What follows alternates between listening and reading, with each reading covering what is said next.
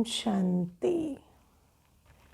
ये प्राण प्यारे बाप दादा के अव्यक्त रूप से चले हुए महावाक्य हैं। ओरिजिनल डेट है 24 सितंबर 92। वाणी का सार है सत्य और असत्य का विशेष अंतर। आज दिलाराम बाप अपने सर्व बच्चों के दिल की आस पूर्ण करने के लिए मिलन मनाने आए हैं। क्यों? क्योंकि बाबा ने हम बच्चों को अव्यक्त वतन में, अव्यक्त स्थिति में निरंतर मिलन मनाने की विधि सिखा दी है। लेकिन सिर्फ आस पूरी करने के लिए, भावना पूरी करने के लिए बाबा फिर भी आते रहे। अब तो बाबा ने यही डिक्लेयर कर दिया कि अब हमें अव्यक्त वतन में, अव्यक्त स्थिति में ही मिलना है।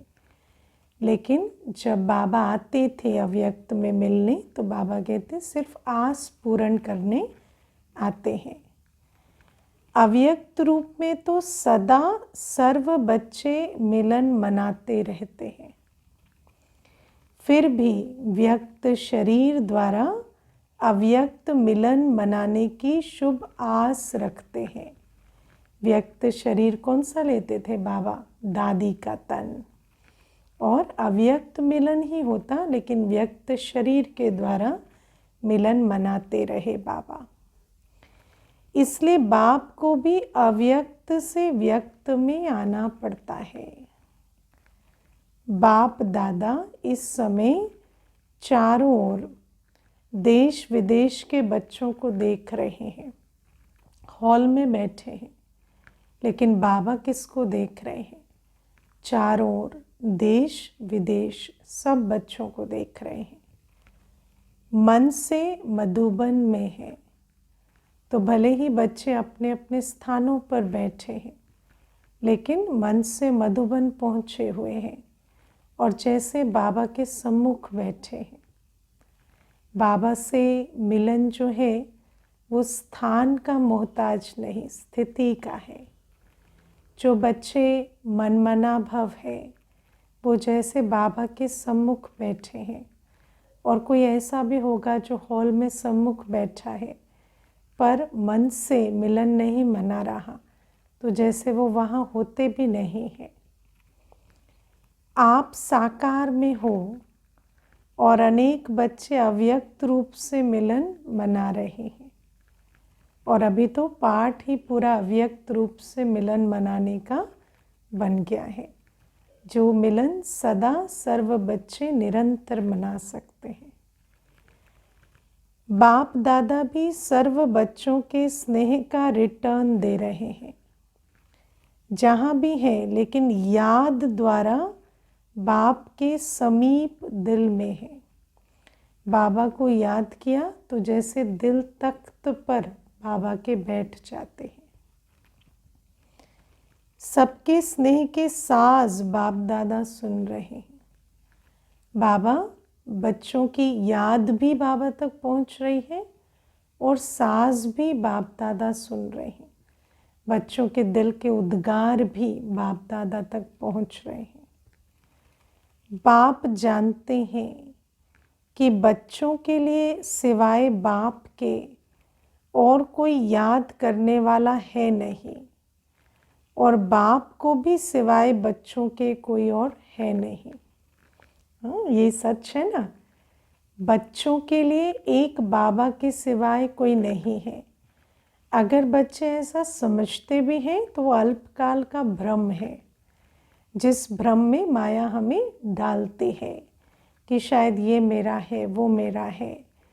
लेकिन बाबा कहते बच्चे जो समझदार बच्चे हैं वो जानते हैं कि एक बाबा के सिवाय हमारा और कोई नहीं, और बाप का भी बच्चों के सिवाय और कौन है।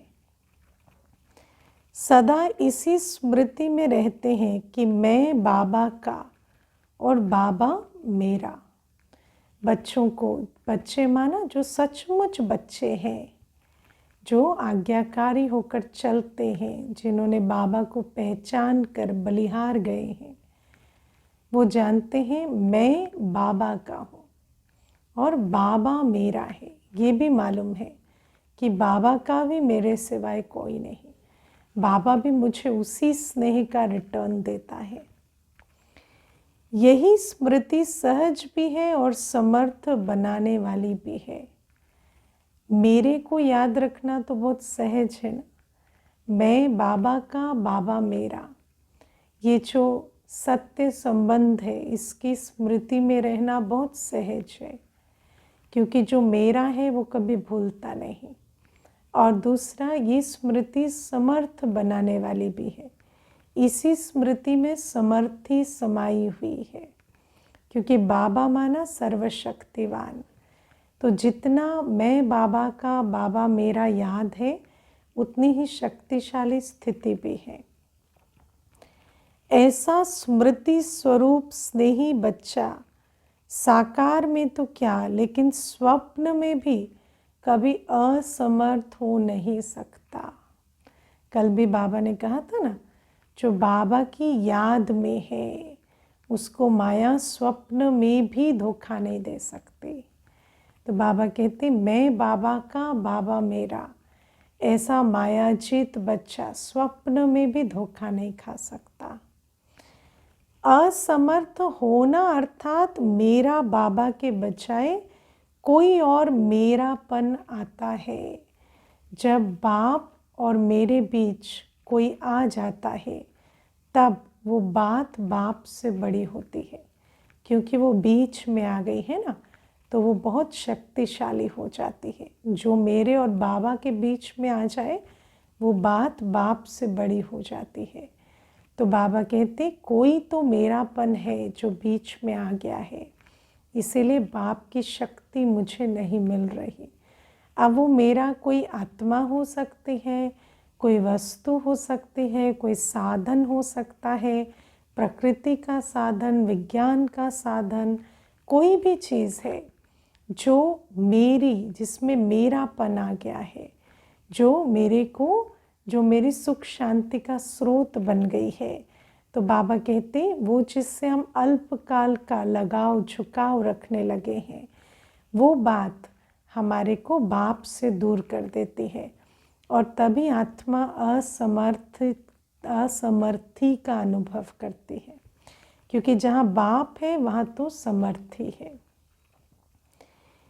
एक मेरा बाबा ये है मिलन मनाना, और अगर एक के बजाय दो मेरा हुआ तो क्या हो जाता है, वो है मिलना और वो है झमेला। तो एक बाबा और एक मैं, ये है मेला, और तीसरा कोई आया तो फिर झमेला। कई बच्चे कहते हैं बाप तो मेरा है ही, ग्रांटेड ले लेते हैं, लेकिन और भी एक दो को मेरा करना ही पड़ता है ना। कहते हैं स्थूल दुनिया में रहते हैं ना, तो किसी ना किसी को तो मेरा करना ही पड़ता है, एक तो कम से कम और चाहिए, ऐसा कई बच्चे कहते हैं और कोई नहीं, सिर्फ एक आधार चाहिए, बस ये एक आत्मा, ये एक चीज़, ये एक तो चाहिए। लेकिन वायदा क्या है, एक बाप दूसरा ना कोई, या एक बाप एक और, 1+1 का वायदा है क्या? भोले बन जाते हो। हाँ, बाबा कहते हैं ये हुआ कर्मों में भोले बन जाना, ज्ञान स्वरूप बात और कर्म ना करना। बाबा कहते हैं वायदा किया है और वायदे में फ़ायदा समाया हुआ है। वायदा यही है मेरा एक बाबा, लेकिन फिर कहेंगे एक तो और चाहिए ना, तो भोले बन जाते हो, समझ नहीं रहे कि जो फ़ायदे का सौदा था वो कैंसल कर रहे हैं। उस एक में अनेक समाये हुए होते हैं, इसलिए झमेला हो जाता है, फिर वो एक नहीं रहता, फिर उस एक में अनेक बातें आ जाती हैं, अनेक समा जाता है ना। क्योंकि एक वस्तु के पीछे फिर उसकी आवश्यकता, फिर उसकी आवश्यकता पूर्ति के लिए अनेकों पे डिपेंडेंस, ये सारी बातें हो जाती हैं। तो एक के चक्कर में झमेला हो जाता है। वो कथा सुनी है ना कि एक पंडित था, तो पहाड़ों पर रहता था, साधना करता था। फिर उसको एक दिन दूध की इच्छा हुई कि थोड़ा दूध पीना चाहिए। वो इच्छा भी किसी के कहने से जागृत हुई। फिर उसको आया कि गांव से एक गाय ले आता हूँ। अब वो एक गाय रखी तो उसको संभालने वाला भी रखा, फिर वो सारा गाय का काम करना, सब करना। तो उस चक्कर में पूरा जैसे दुनिया से तो अलग हो गए, लेकिन अलग में भी एक पूरी दुनिया बस गई, क्योंकि एक इच्छा फिर अनेकों का झमेला ले आती है। ऐसा नहीं होता सिर्फ एक में ही बात खत्म हो जाती है, वो एक इच्छा से फिर अनेक इच्छाएं आ जाती हैं। इस पुरानी दुनिया में भी ऐसे खिलौने मिलते हैं जो बाहर से एक दिखाई देता है, लेकिन एक में एक होता है ना। एक देखने में लगेगा बस ये एक चाहिए, लेकिन उस एक से फिर बहुत कुछ चाहिए, फिर उस एक के लिए बहुत कुछ चाहिए। तो ऐसे ऐसे एक में एक समाकर कई झमेले वाली पूरी सृष्टि बन जाती है।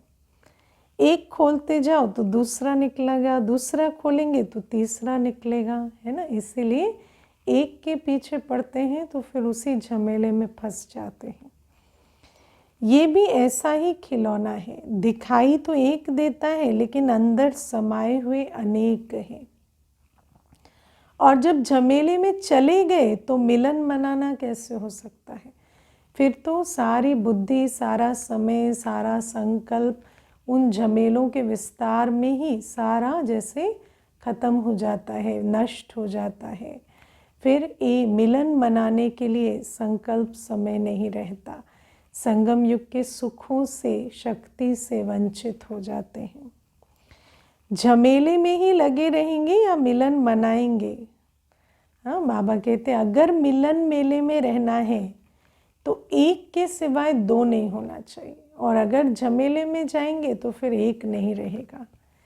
सिर्फ दो नहीं सोचो, सिवाय एक बाप के संकल्प में भी अगर कोई आत्मा को व प्रकृति के साधन को और साइंस के साधन को भी, आजकल क्या है, मोबाइल को या किसी को भी, कोई भी साधन को या किसी आत्मा को अगर मेरा सहारा स्वीकार किया तो ये ऑटोमेटिक ईश्वरीय मशीनरी बहुत फास्ट गति से कार्य करती है। जैसे दुनिया में साइंस के लॉज होते हैं ना, ऐसे यहाँ भी ईश्वरीय मशीनरी बहुत ऑटोमेटिक काम क्या करती है। सुनो, जिस सेकंड अन्य को सहारा बनाया उसी सेकंड मन बुद्धि का बाप से किनारा हो जाता है।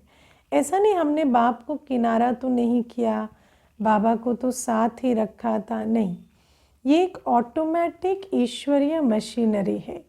बाबा ने इसका नाम हमें बताया है क्या, जहाँ पाप होता है वहाँ बाप नहीं होता, और बाप के सिवाय सब कुछ पाप होता है, ईविल। बाबा बताते हैं ना साकार वाणियों में। तो बाबा कहते हैं ये ऑटोमेटिक मशीनरी ऐसी है कि जैसे ही दूसरा आया तो बाबा वहाँ नहीं रहता। सत्य बाप से किनारा होने के कारण बुद्धि असत्य को सत्य, रॉन्ग को राइट मानने लगती है। बाबा कौन है? बुद्धिवानों की बुद्धि। और जैसे ही दूसरे को सहारा बनाया, बाबा किनारा हुआ, तो बुद्धिवानों की बुद्धि दूर हो गई। फिर क्या हुआ, जो बुद्धि थी हमारी आसुरी बुद्धि, वो फिर इमर्ज हो जाती है। फिर जैसे बुद्धि पर पर्दा पड़ जाता है, फिर बुद्धि का ताला बंद हो जाता है, फिर वही जो आसुरी मतें थी वो प्रभावी हो जाती हैं। फिर अल्पकाल की चीज़ और सदाकाल की प्राप्ति में फ़र्क नहीं मालूम पड़ता।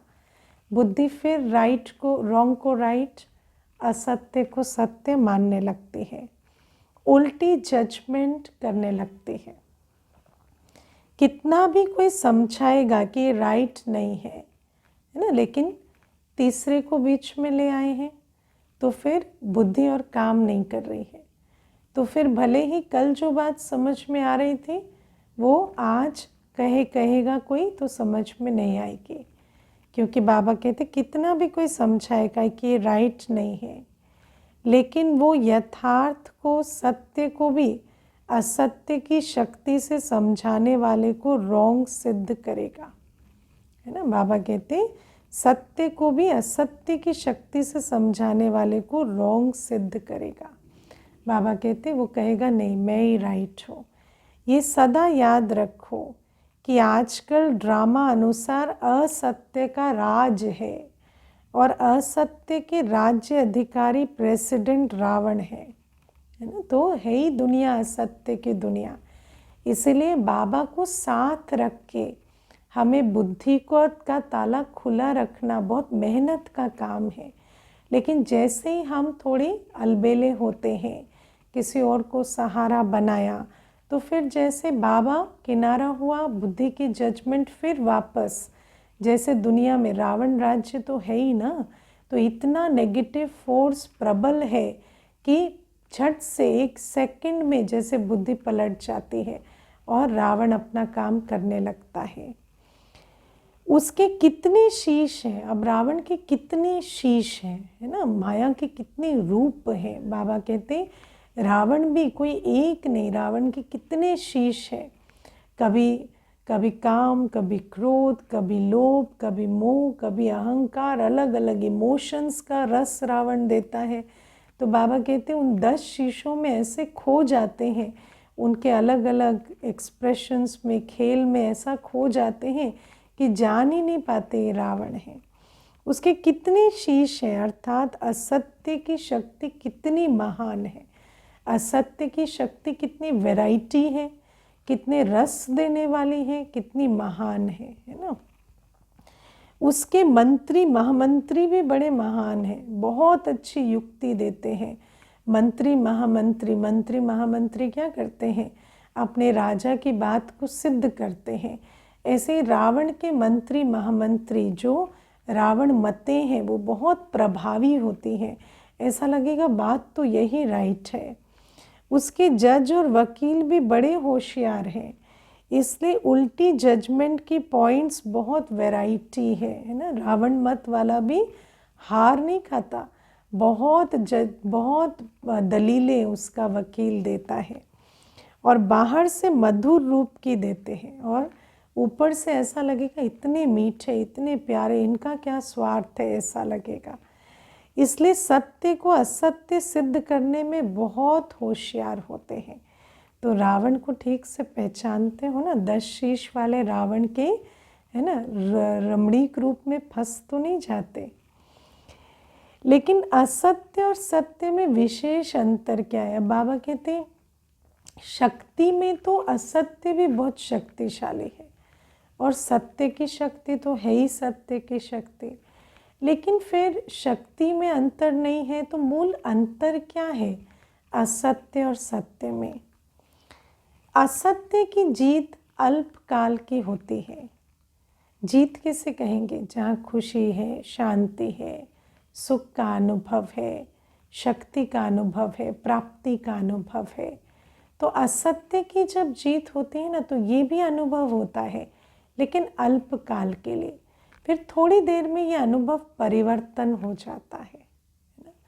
काम के प्रभाव में आए, क्रोध के प्रभाव में आए, कर्म किए लोभवश, ईर्ष्यावश, भयवश, तो ऐसा लगेगा जैसे इस समय तो हम जीत गए।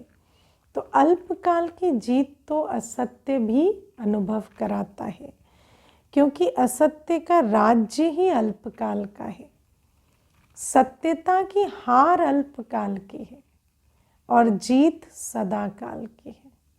सत्य जो है, ऐसा लगेगा कि अभी शांत रहे ना, तो शायद इन्होंने समझा हम कमज़ोर हैं, या शायद अभी सब समझ रहे हैं कि हम किनारा कर रहे हैं, या हम तो शायद इनके बारे में परवाह नहीं कर रहे। तो कई प्रकार की ऐसी बातें अल्पकाल में आएंगी, लेकिन सदा काल में सदा सुख शांति पवित्रता और सदा काल की प्राप्ति, सत्युगी राज्य भाग्य दिलाने वाला ये सत्यता की शक्ति है। किसी और को बीच में नहीं लाया है तो सदा काल के विजयी बनेंगे। और एक बाप को किनारा कर अनेकों को सहारा बनाते हैं तो अल्पकाल में तो मान शान सबको ऐसा लगता है कि हम राइट कर्म कर रहे हैं, सामाजिक प्रतिष्ठा सब कुछ मिलेगी, लेकिन बाद में मालूम पड़ेगा कि आत्मा तो खाली ही रह गई। संगम युग में जो संबंध के अनुभव से बाबा से प्राप्त करना था वो किया नहीं। असत्य के अल्पकाल की विजय उस समय खुश होते हैं।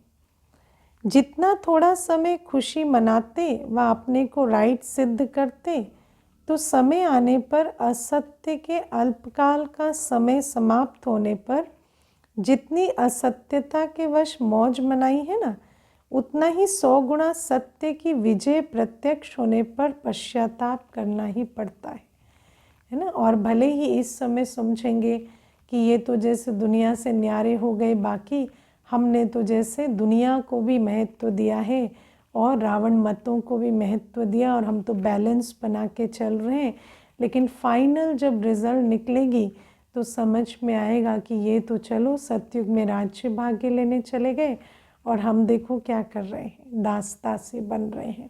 तो बाबा कहते जब सत्य प्रत्यक्ष होगा ना तो असत्य का सिर झुक जाएगा।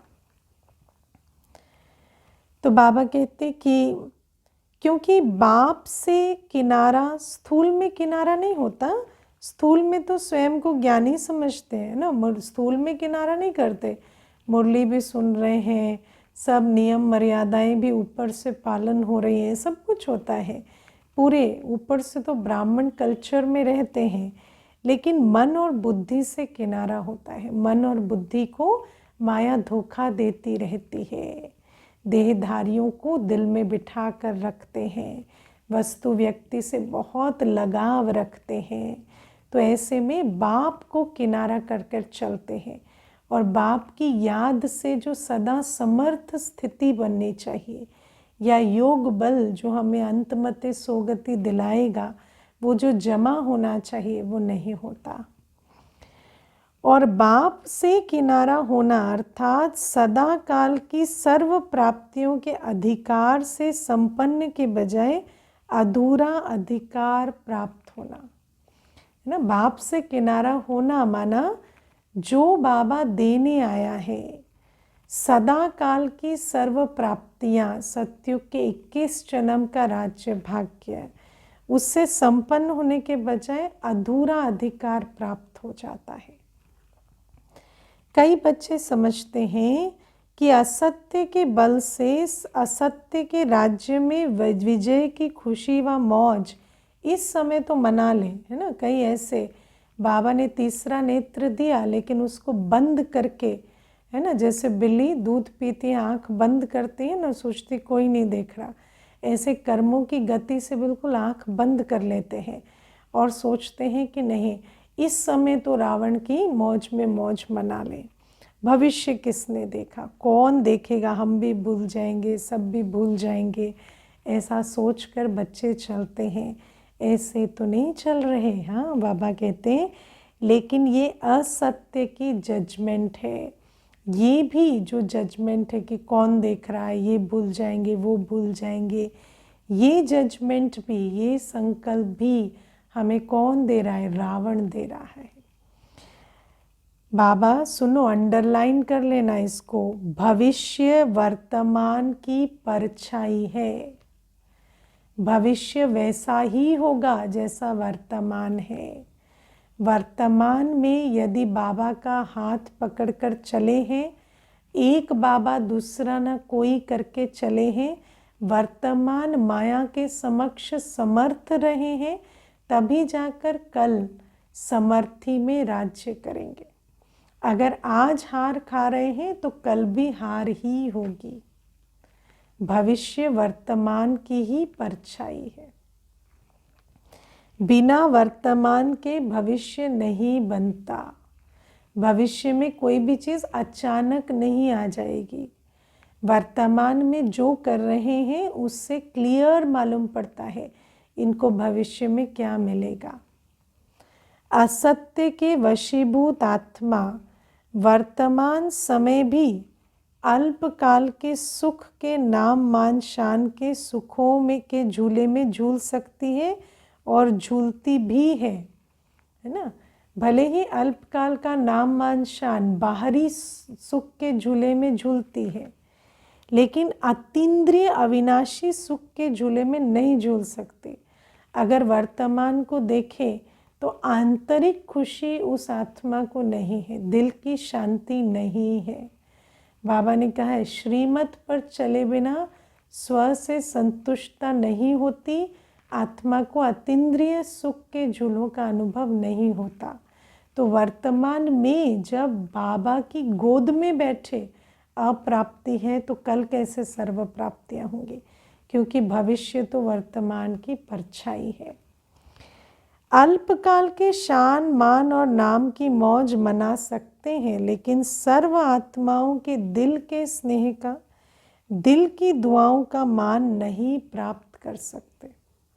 अल्पकाल में विकारी आत्माओं से नाम मान शान मिलेगा, लेकिन सदाकाल नाम मान शान भी नहीं मिलेगा, सर्व से भी नहीं मिलेगा और दिल की दुआओं का मान नहीं मिलेगा। झूठा मान, लंगड़ा मान ही मिलेगा।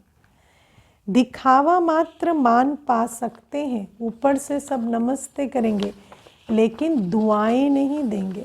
दुआओं की कमाई होती है जब एक बाप दूसरा न कोई के आधार से बुद्धि राइट जजमेंट करे और कर्म सुखदायी हो, लेकिन दिल से मान नहीं पा सकते। अल्पकाल का शान मिलता है, लेकिन बाप से सदा दिल तख्त नशीन का शान अनुभव नहीं कर सकते। ये समय तो बाप के दिल तख्त के पे बैठने का शान अनुभव करने का है, वो शान अनुभव नहीं होते। असत्य के साथियों द्वारा नाम प्राप्त कर सकते हैं। किससे नाम मिलता है? जो असत्य के साथी हैं, उनका स्वार्थ सिद्ध हो रहा है तो वो नाम मान देते हैं, लेकिन बाप दादा के दिल पर नाम नहीं प्राप्त कर सकते, क्योंकि बाप दादा से किनारा है। भविष्य की बात तो छोड़ो, वो तो अंडरस्टूड ही है, लेकिन वर्तमान सत्यता और असत्यता की प्राप्ति में कितना अंतर है ना। एक तो दिल पर राज करते हैं, दुआओं के अधिकारी बनते हैं, बाप दादा से नाम प्राप्त करते हैं, लेकिन दूसरे हैं जो रावण राज्य के, रावण के मुरीदों से अल्पकाल का नाम मान शान प्राप्त करते हैं। तो बाबा कहते एक दूसरा मेरा बनाया, अर्थात असत्य का सहारा लिया। असत्य क्या है? एक बाबा के सिवाय किसी और को भी दिल में स्थान दिया तो माना असत्य में चले गए, बुद्धि और काम नहीं करेगी।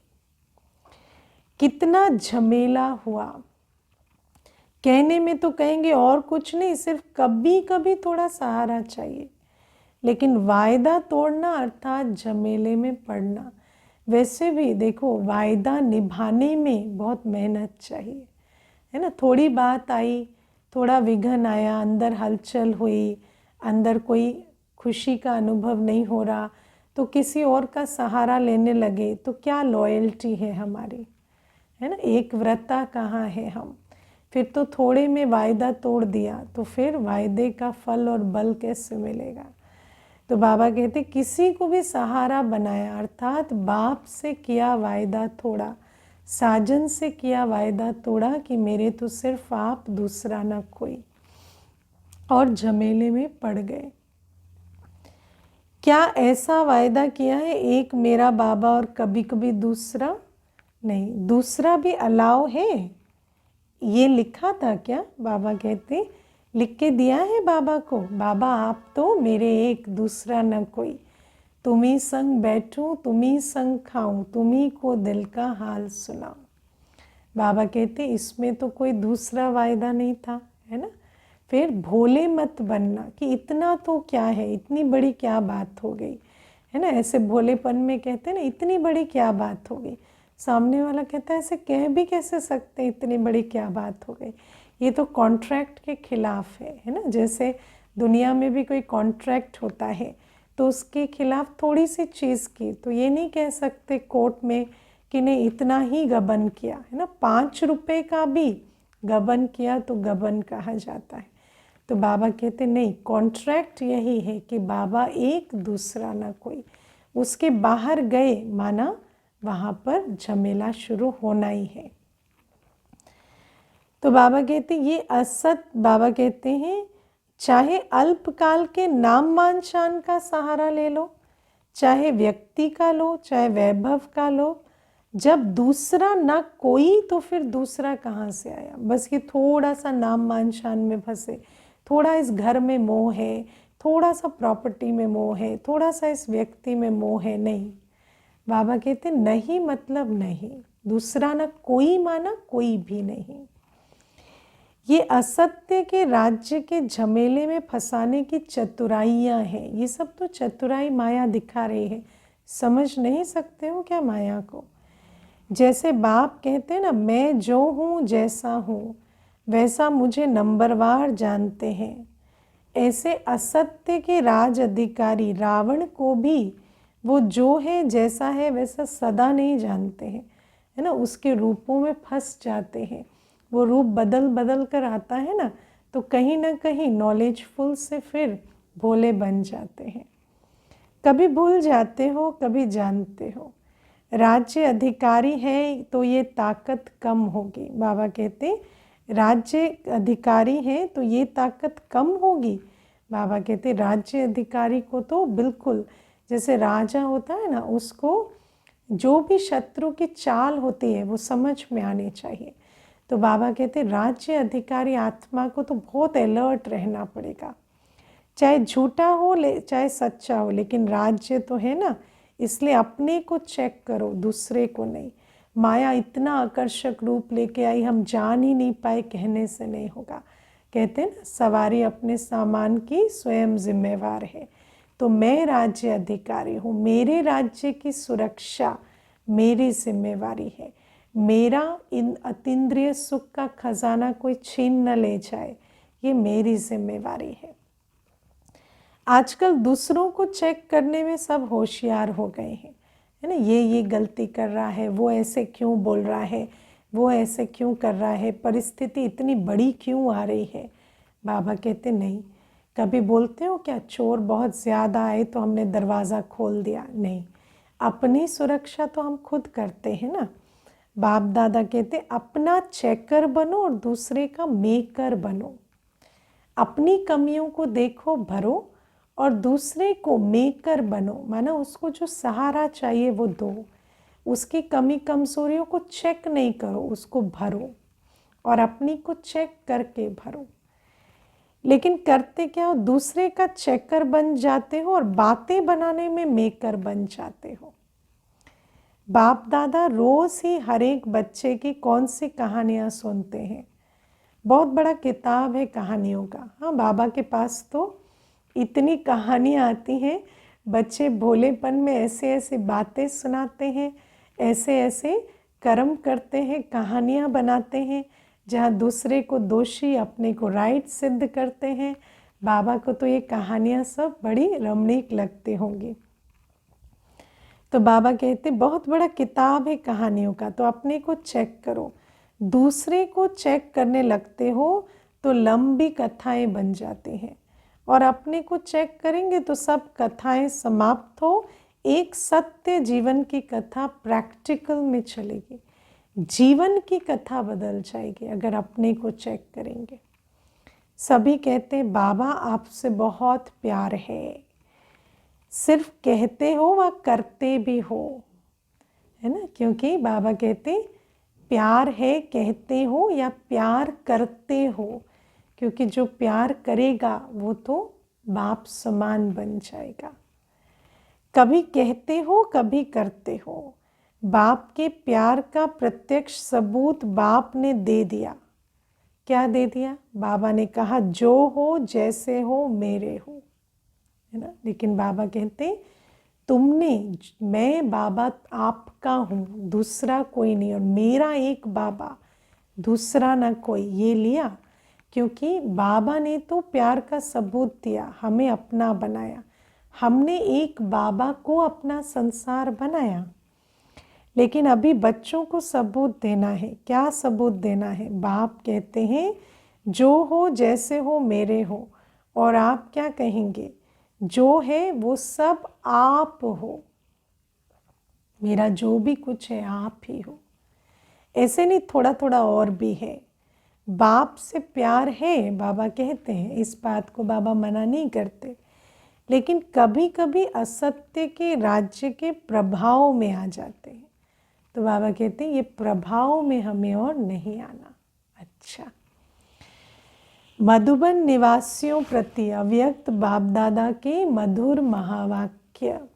कौन है मधुबन निवासी? हाँ, बाबा ने बताया ना, इस साकार वतन में हर ब्राह्मण बच्चा मधुबन निवासी है। अपने आप को मधुबन निवासी समझकर चलना है। जिस घर में रहते हैं वो तो सेवा स्थान है, लेकिन है हम कौन? मधुबन निवासी। हमारा इस साकार वतन में परमानेंट एड्रेस मधुबन है। तो हम बच्चों के लिए बाबा क्या महावाक्य उच्चार रहे हैं? मधुबन निवासियों को कितने प्रत्यक्ष फल मिलते हैं? जो अपने को मधुबन निवासी समझ कर चलते हैं उनको कितने प्रत्यक्ष फल मिलते हैं? सारे दिन मधुबन निवासी अर्थात सैंपल, मधुबन निवासी अर्थात अथक सेवाधारी। तो जो ऐसे सैंपल बनकर चलते हैं, जो सदा याद रखते हैं कि जो कर्म हम करेंगे हमें देखकर और करेंगे, और जो सदा अथक निरंतर सेवाधारी होकर चलते हैं, ऐसे बच्चों को जैसे खुशी शक्ति के वरदानों की वर्षा होती रहती है, प्रत्यक्ष फल से उनकी जीवन मालामाल रहती है। मधुबन की विशेषता क्या है जो और कहाँ नहीं मिलती? श्रेष्ठ कर्म भूमि पर रहने वाले सदा फॉलो फादर करते हैं। तो जो मधुबन निवासी हैं वो क्या करेंगे? श्रेष्ठ कर्म भूमि पर हैं हम। जो भी हमसे मिलता है वो बाप से मिले, हमारे कर्म बाप का साक्षात्कार कराएं। सबको लगे कि हम इनके समक्ष बैठे हैं, माना बाप के घर में बैठे हैं। मधुबन की श्रेष्ठता तो ये है कि ब्रह्मा बाप की विशेष कर्म भूमि है। बाबा ने हर कर्म मधुबन में करके दिखाया, तो हमारे कर्म बाबा के कर्मों का आईना बन जाए। तो मधुबन निवासी जो भी कर्म करते हैं वो फॉलो फादर करते हैं, क्योंकि मधुबन अर्थात बाप से मिलन मनाना। तो मधुबन निवासियों के कर्म देखकर बाप के कर्म याद आने चाहिए। कर्म भूमि में विशेषता कर्म की है, तो कर्म में फॉलो है। जिनके कर्मों में सदा फॉलो ब्रह्मा बाप है उसको कहेंगे वो मधुबन निवासी है। जो भी अमृत वेले से लेकर रात तक कर्म करते हो उसमें फॉलो फादर है। मधुबन निवासियों को और एक्स्ट्रा कर्म भूमि की याद का बल है ना, क्योंकि कर्म भूमि में सदा अपने को देखते हैं। तो कर्म भूमि में जैसे चारों तरफ बाबा के कर्म जैसे उस वायुमंडल में है, तो उसका एक्स्ट्रा बल मिलता है। वो कर्म में दिखाई देता है व देना है। क्या कहेंगे? हम बाप की कर्म भूमि में बैठे हैं। बाप ने जिस कर्म भूमि में बीज बोया कर्मों का, उस बीज का तंत्र हमें भी कर्मों में दिखाई देता है या देना है? क्या कहेंगे? आप अपने में देखते हो? आपको लगता है कि मेरे में ब्रह्मा बाप के कर्मों की झलक आती है? कोई मुझसे मिले तो ऐसा लगे जैसे हाँ, कुछ ना कुछ बाप से जो इस आत्मा ने पाया हमें इनके संपर्क से मिला। एक एक कदम सामने लाओ। बाबा कैसे थे? ब्रह्मा बाबा का एक एक कर्म का कदम बुद्धि में सामने लाओ। उठना, बैठना, चलना, बोलना, संबंध संपर्क में आना। बाबा कैसे संबंध संपर्क में आते थे कि बच्चा, बूढ़ा, जवान हर एक ऐसा अनुभव करता था बाबा मेरा है और मेरे जैसा है। बाबा हर एक की दिल पूरी करते थे और उस दिल पूरी करने के साथ साथ उनको कुछ ना कुछ प्रेरणाएं भी दे देते थे। तो बाबा का उठना, बैठना, चलना, बोलना, संबंध संपर्क में आना, सब में ब्रह्मा बाप के कर्म को फॉलो है। कर्म भूमि का फायदा तो यही है ना। तो इतना लाभ ले रहे हो, हम बाबा के बच्चे हैं तो इतना लाभ ले रहे हैं कि बाप समान बाबा की याद से बन सके। शक्तियाँ क्या समझती हैं? बाबा बहनों को पूछ रहे हैं, शक्तियाँ क्या समझती हैं? कर्म भूमि का लाभ जितना मधुबन ले सकता है उतना औरों को लेने आना पड़ता है और आपको मिला हुआ है ना। कुछ तो रहते ही वही है। बाकी भी हर बच्चा मधुबन जब जाता है तो वो कर्म भूमि का लाभ लेकर आकर अपने को मधुबन निवासी की स्मृति में रखकर हर कर्म में ब्रह्मा बाप की याद को रखकर सदा प्रत्यक्ष फल का अनुभव कर सकता है। वरदान भूमि है, कर्म भूमि है, तो हर कर्म वरदान योग्य है। हर कर्म वरदान योग्य है। हमारे कर्मों से बाबा के वरदान को हम खींच सकते हैं। जो कोई भी देखे तो मुख से वरदान निकले, इसको कहेंगे वरदान भूमि का वरदान लेना। चाहे साधारण कर्म कर रहे हो, साधारण कर्म माना सफाई, बर्तन, भोजन बनाना, देखने में साधारण कर्म, लेकिन साधारण कर्म में विशेषता दिखाई दे। क्योंकि कौन कर रहे हैं, करने वाला कौन और किसकी याद में कर रहे हैं, उस आधार से वो कर्म विशेष हो जाता। यही मधुबन की विशेषता है ना। विशेष ब्रह्मा बाप की अपने कर्म भूमि में रहने वालों के प्रति ये विशेष श्रेष्ठ आस है कि मधुबन का एक एक ब्राह्मण आत्मा, श्रेष्ठ आत्मा, हर कर्म में ब्रह्मा बाप के कर्म का दर्पण हो। ये बाबा की शुभ आस है हर मधुबन निवासी के प्रति कि हर बच्चा बाप के कर्मों में दर्पण हो, अपने कर्मों के द्वारा बाप के कर्मों का दर्पण बने। तो दर्पण में क्या दिखाई देता है? यही दिखाई देता है ना। अगर आप दर्पण में खड़े होंगे तो हूबहू आप ही दिखाई देंगे या दूसरा? तो हमारे कर्मों में ब्रह्मा बाप दिखाई दे, तो ब्रह्मा बाप के कर्म आपके कर्म के दर्पण में दिखाई दे, है ना। हमें कर्म करते देख याद आए कि बाबा ऐसे ही करते होंगे, ऐसे ही उठते होंगे, ऐसे ही बैठते होंगे, ऐसे ही बोलते चलते होंगे। बाबा का संबंध संपर्क ऐसा ही स्नेह का अनुभव कराता होगा, ऐसा ही शक्ति भरता होगा। भाग्यवान हो ये तो सदा सभी कहते हैं और हैं भी, लेकिन हर कर्म में ब्रह्मा बाप के कर्म दिखाई दें।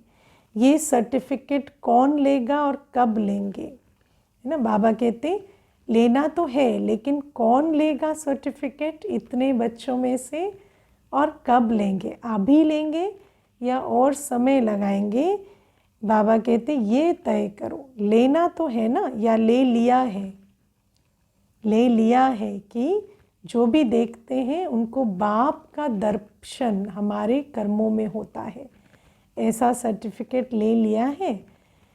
जिसने ये सर्टिफिकेट ले लिया है कि हर कर्म में ब्रह्मा बाप के कर्म दिखाई दे रहे हैं, उनका बोल ब्रह्मा का बोल समान, उठना, बैठना, देखना, चलना सब समान, ऐसा सर्टिफिकेट लिया है। जिसको लेना है वो हाथ उठाओ, ये भी अच्छा है। कहने से पहले करके दिखाएंगे, लेकिन ये लक्ष्य रखो कि हर कर्म बाप समान हो। ऐसा नहीं सिर्फ गद्दी पे बैठे तो बाप समान नहीं, हर कर्म करते, साधारण से साधारण कर्म करते भी जैसे बाप फरिश्ता नजर आए, ऐसे हमारे कर्म भी अव्यक्त नजर आए। ब्रह्मा बाप को फॉलो करना तो सहज है ना, निराकारी बनना अर्थात सदा निराकारी स्थिति में स्थित होना, उसके बजाय कर्म में फॉलो करना उससे सहज है ना। शिव बाबा को फॉलो करना फिर भी मेहनत, ब्रह्मा बाबा को फॉलो करना क्योंकि वो भी देहधारी थे तो हमारे लिए बहुत सहज। तो ब्रह्मा बाप को तो सहज काम दे रहे हैं, मुश्किल नहीं। तो सभी लक्ष्य रखो कि मधुबन में जहाँ देखें, जिसको देखें, ब्रह्मा बाप के कर्म दिखाई दें। कर्म में सर्वव्यापी ब्रह्मा कर सकते हो, ऐसा लगे सब ब्रह्मा ही है। कर्म में ब्रह्मा बाबा सर्वव्यापी हो जाए मधुबन में, जहाँ देखे ब्रह्मा समान हो सकता है ना। मधुबन की महिमा अर्थात मधुबन निवासियों की महिमा, मधुबन की दीवारों की महिमा नहीं है, मधुबन निवासियों की महिमा है। मधुबन मधुबन क्यों है? क्योंकि ब्रह्मा बाप ने वहाँ प्रैक्टिकल कर्म करके दिखलाए, क्योंकि शिव बाबा अवतरण लिए, और क्योंकि आज भी बच्चे उनकी याद को दिल में समाए उसी का प्रत्यक्ष दर्पण बने हुए हैं। इसीलिए आज कोई ऐसा नहीं कहता कि अब बाबा अव्यक्त रूप में है तो साकार में नहीं है, तो अंतर महसूस होता है। क्योंकि बाबा की याद दिल में समाए हर मधुबन निवासी वो दर्पण बने हुए हैं, जिसमें बाबा की स्थिति, स्नेह, कर्म सबका साक्षात्कार हो सके। इसीलिए मधुबन की आज भी महिमा है। मधुबन की महिमा चारों ओर से रोज सुनते हो ना। मधुबन निवासियों की महिमा जो होती है वो किसकी है? आप सबकी है ना। नशा तो रहता है कि हम मधुबन निवासी हैं, जैसे ये नशा है वैसे ये नशा भी प्रत्यक्ष दिखाई दे कि ये ब्रह्मा बाप के समान फॉलो फादर करने वाले हैं। सिर्फ मधुबन निवासी नहीं है, ये बिल्कुल ब्रह्मा बाप के समान फॉलो फादर करने वाले हैं। ये नशा दिखाई दे, गूंज हो जाए। अच्छा, अब बाबा पूछते हैं सभी संतुष्ट हो? कोई सैल्वेशन चाहिए, है ना। बड़े हमेशा पूछते हैं ना, खुश राजी हो, कोई आराम की चीज़ चाहिए। सैल्वेशन की भूमि में बैठे हो, कितने बेफिक्र बैठे हो। बाप स्वयं दाता बैठा है, तो और क्या चाहिए। शरीर की मेहनत करते हो और तो सब बना बनाया मिलता है। बाबा कहते हैं शरीर की मेहनत तो करना है। क्यों? क्योंकि ये युग ही है दधीची ऋषि मिसल, हड्डी हड्डी स्वाहा करने का युग, सफल करने का युग। तो वो तो ज्ञान की निशानी है कि अपना सफल करते हो। बाकी कुछ पाने के लिए नहीं करते हो, बाकी सब कुछ अधिकार से मिलता है। जो शरीर की मेहनत नहीं करते उनको एक्सरसाइज की मेहनत कराते हैं, है ना। आप तो लकी हो ना जो एक्सरसाइज नहीं करना पड़ता। हम तो बाबा दादी जानकी दादी जी कभी भी, है ना, कहती थी यज्ञ सेवा करनी है। यज्ञ सेवा क्यों? क्योंकि कहती थी और एक्सरसाइज क्यों करनी है, हमें अपनी हड्डी हड्डी यज्ञ की सेवा में स्वाहा करनी है ना। तो बाबा कहते कि आप तो लकी हो ना जो एक्सरसाइज नहीं करना पड़े, हाथ पांव चलते रहते हैं। जितना जो हार्ड वर्क करता है, स्थूल कठिन परिश्रम, उतना वो सेफ है माया से भी और शरीर की व्याधियों से भी। सुना, स्थूल परिश्रम हमें माया से भी सेफ रखता है, क्योंकि जितनी अधिक शक्ति होती है, जितनी ऊर्जा रहती है, उतना फिर माया उस ऊर्जा को व्यर्थ और विकारों में लगाती है। लेकिन जितना शरीर की शक्ति सेवा में सफल हो जाती है, तो माया से भी सेफ, शरीर की व्याधियों से भी सेफ। बुद्धि तो बिजी रहती है ना, और फालतू तो कुछ नहीं चलेगा। तो जो सदा बिजी रहते हैं, मन भी तन भी, वो भी सेवा में, वे बहुत लकी है। इसको अंडरलाइन करना, ये बहुत ज्ञान की बात है। इसलिए अपने को फ्री नहीं करना। चलो बहुत समय कर लिया, आप फ्री हो जाए। आजकल तो क्या फ्री टाइम नहीं मिलता, फ्री टाइम नहीं मिलता। फ्री टाइम क्यों लेना है? फ्री टाइम में माया के झोंकों में क्यों इधर उधर होना है? फ्री क्यों रहना है? बाबा कहते बिजी रहना खुश नसीबी की निशानी है। खुश नसीब हो ना, अपने को सदा बिजी रखना है ना। बिजी रहते हैं ये नहीं कहना, बिजी रखना खुश नसीबी की निशानी है। ये अनुभव करके बिजी रखना अपने आप को। अच्छा, अभी बाप दादा को करके दिखाना। बाबा कहते बाबा ने तो हमें स्वमान दे दिया, अब उस स्वमान का स्वरूप बनना। समझा? ब्रह्मा बाप की विशेषता सूरत में क्या देखी? ब्रह्मा बाप की सूरत में क्या विशेषता थी? गंभीरता के चिन्ह भी और मुस्कुराहट भी। गंभीरता अर्थात अंतर्मुखता।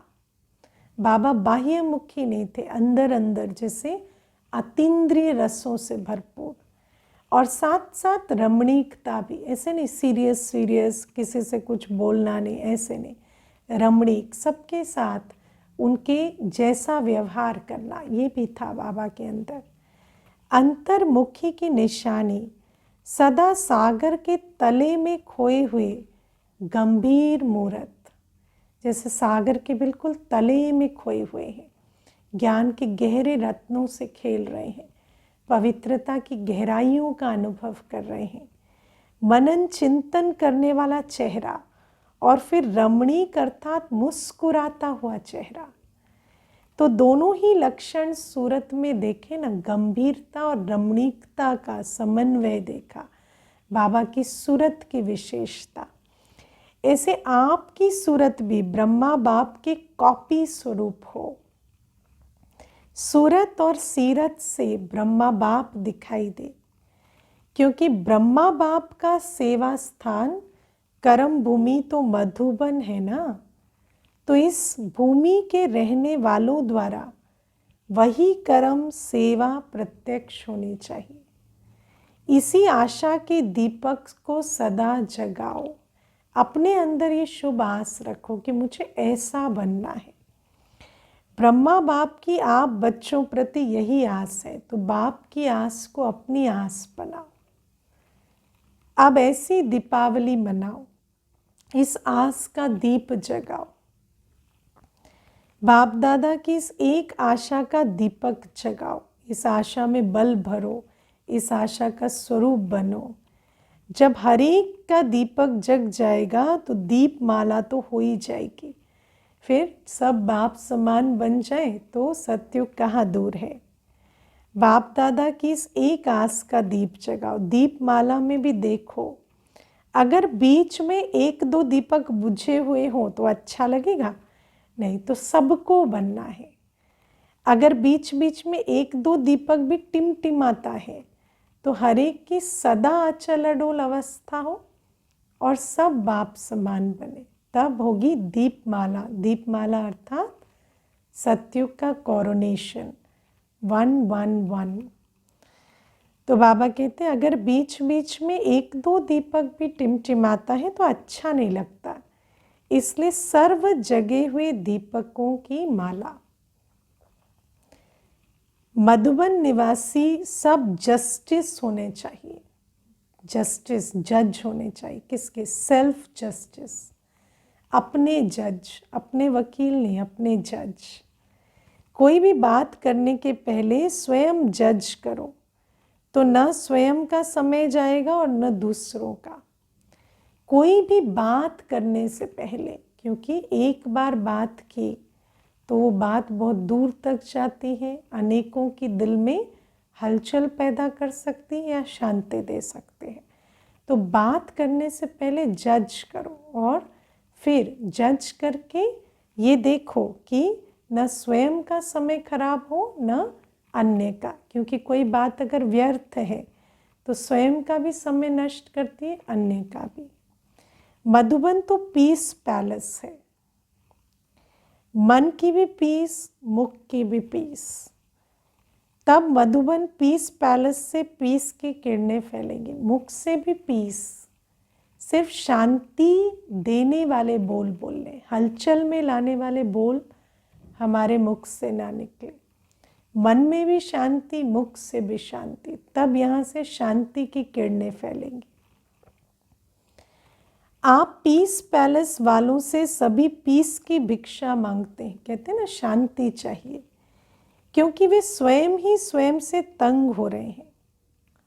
विनाशकारियों के पास अभी तक आपके पीस की किरणें पहुंचती नहीं है, इसलिए कश्मकश में है ना। जब हम संपूर्ण पीस में स्थित हो जाएंगे तो विनाशकारी भी अपनी संपूर्ण हलचल में आ जाएंगे। कभी शांत कभी अशांत, दोनों को शांत करने के लिए पीस पैलेस के पीस की किरणें जानी चाहिए। तब उन्हों की बुद्धि में एक ही फाइनल फैसला होगा, कर्म खत्म करेंगे और शांत हो शांति धाम में चले जाएंगे। यहाँ जैसे एक रस पीस हो जाएगी तो वहाँ एक रस उनको निर्णय हो जाएगा कि अब खत्म करें और शांति धाम जाए। बाबा कहते लेकिन उसके लिए मन की पीस, मुख की पीस सदा चाहिए मधुबन निवासी को। तो ऐसे भिखारियों को अब महादानी बन महादान व वरदान देने वाले बनो, क्योंकि वो भी बीच में झूल रहे हैं। उनको भी है ना अपनी शक्ति से निर्णय शक्ति दो। बाप दादा तो सदा समझते हैं कि मधुबन वाले विश्व को बाप दादा के समीप लाने वाले समीप रतन हैं। तो अब ऐसा सबूत दिखाओ कि जो वैसे नहीं आ सकते वो कम से कम परमधाम तो बाबा के पास जल्दी जाए। मुक्ति, जीवन मुक्ति का द्वार खोलो। जब ब्रह्मा बाप समान सब कॉपियाँ तैयार हो जाएंगी तब बेहद का बारूद चलेगा, पटाखे छूटेंगे और फिर ताजपोशी होगी। हाय हाय के बाद जय जयकार हो जाएगी। तो अब ये डेट फिक्स करो, क्योंकि हमारी संपन्नता ही यज्ञ की संपन्नता लाएगी। जब आप सब ब्रह्मा बाप की बिल्कुल फोटोकॉपी होंगे तब ही ये डेट आएगी। मधुबन निवासी तो जो चाहे वो कर सकते हैं। अच्छा, तो अभी सब क्या सोच रहे हो, बाबा पूछते हैं। बाप दादा के पास मन के संकल्पों की ही कैमरा नहीं, लेकिन हर एक के मन में क्या चलता है वो भी बाप दादा स्पष्ट देख सकते हैं। साइंस वाले तो अभी तक कोशिश ही कर रहे हैं कि ऐसा कैमरा निकालें जो अंदर के संकल्पों की रेखाएं मालूम हो जाए, है ना। वो तो थॉट रीडिंग करने की कोशिश कर रहे हैं, कोई यंत्र बनाने का पुरुषार्थ कर रहे हैं कि थॉट रीडिंग कर सकें। वे बेचारे मेहनत बहुत कर रहे हैं। ये सब इन्वेंशन करते करते रह जाएंगे और आप तैयार हुए साधन कार्य में लगाएंगे। वो जो भी इन्वेंशन करेंगे वो आप ही की स्थापना और विनाश में कार्य में आएंगी। अच्छा, चारों ओर के यथार्थ सत्य को परखने वाले सच्चे बाप के सच्चे बच्चों को, सर्व स्नेह में समाये हुए श्रेष्ठ आत्माओं को, सर्व सदा वायदे को निभाने वाली समर्थ आत्माओं को, सर्व यथार्थ परखने वाले शक्तिशाली आत्माओं को, सर्व याद और सेवा में निर्विघ्न रहने वाले सदा साथ और समीप रहने वाले बच्चों को याद, प्यार और नमस्ते। ऐसे मीठे प्यारे बाबा को भी हम बच्चों का याद, प्यार, गुड मॉर्निंग और नमस्ते। ओम शांति। आज का वरदान है परखने की शक्ति द्वारा कुसंग व व्यर्थ संग से बचने वाले शक्तिशाली आत्मा भव। कल भी बाबा ने व्यर्थ के प्रति सतर्क किया था, कल नहीं परसों, है ना। और आज भी बाबा कहते परखने की शक्ति के आधार से, होली हंस है ना हम, तो कुसंग को या व्यर्थ संग को परख कर शक्तिशाली आत्मा बनना। अब क्या है, व्यर्थ जो होता है ना बड़ा इनोसेंट लगता है। विकर्म से तो अपने को बचा लेते हैं, लेकिन व्यर्थ जो है बड़ा आकर्षक होता है। तो बाबा कहते लेकिन व्यर्थ हमारा संगम युगी संकल्प और समय वेस्ट करता है।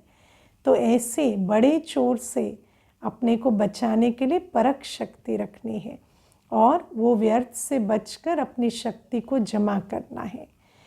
कई बच्चे कुसंग अर्थात बुरे संग से तो बच जाते हैं, लेकिन व्यर्थ संग से प्रभावित हो जाते हैं, क्योंकि व्यर्थ बातें रमणीक और बाहर से आकर्षित करने वाली होती हैं। जैसे आज बाबा ने एग्जाम्पल दिया कि अन्यों को देखते हैं और कथाएं बनाते हैं, ये ऐसे है ऐसे है, ये व्यर्थ है। इसलिए बाप दादा की शिक्षा है, न व्यर्थ सुनो, न व्यर्थ बोलो, न व्यर्थ करो, न व्यर्थ देखो, न व्यर्थ सोचो। न व्यर्थ सुनो, न बोलो, न देखो, न सुनो, न करो। ठीक है ना। बाबा कहते न करो, न देखो, न सोचो। ऐसे शक्तिशाली बनो जो बाप के सिवाय और कोई भी संग का रंग प्रभावित ना करे।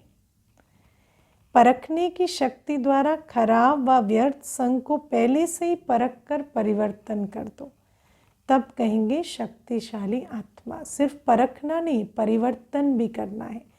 चेक के साथ चेंज। ये व्यर्थ है मेरे जीवन में, ये व्यर्थ है, ये सोच व्यर्थ है, करते रहें और फिर उसको कंटिन्यू करते रहें। नहीं, चेक किया है तो चेंज भी करो। सिर्फ चेक करेंगे तो और ही बोझ पड़ेगा। चेक और चेंज दोनों करते जाएंगे तो शक्तिशाली बनेंगे। स्लोगन है, सदा हल्केपन का अनुभव करना है तो बालक और मालिकपन का बैलेंस रखो। क्योंकि जहाँ जिम्मेवारी उठानी है मालिक बनकर, वहाँ ना उठाएं, नेग्लेक्ट करें तो भी हमारे जीवन में बोझ का अनुभव होता है।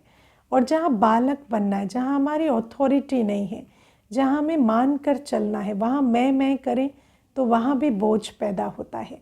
तो सदा हल्के रहना है तो बालक और मालिकपन का बैलेंस बनाकर चलो। ओम शांति।